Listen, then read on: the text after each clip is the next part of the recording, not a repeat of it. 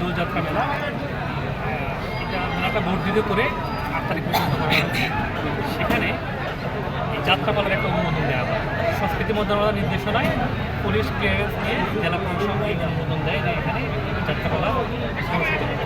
এবং শুধুমাত্র শিল্পকলা যে সমস্ত যাত্রাপালা রয়েছে সেই অনুমোদন যেগুলো রয়েছে সেই যাত্রাপালাগুলো শুধুমাত্র এই জায়গায় অনুষ্ঠিত হবে এবং শুধুমাত্র যাত্রাপালার জন্যই এই অনুমোদনটা দেওয়া হয়েছে। আজকে আমরা অভিযোগ পাই যে এই জায়গায় পুতুল নাচের কথা বলে কিছু অশ্লীল নৃত্য প্রদর্শন হয়, যেটা আমাদের কাছে অভিযোগ দেয়। এগুলো কোনোটাই অনুমোদন নয়, অনুমোদনহীন সেগুলো আমরা আজকে এসে গ্রাম পুলিশের মাধ্যমে সেখানে যে টিনের যে ঘেরাও ছিল টিনগুলো আমরা অপসারণ করে দিয়েছি এবং চেয়ারম্যান সাহেবকে দায়িত্ব দিয়ে দিয়েছি যেন এটা সম্পূর্ণ অপসারণ করে দেয়।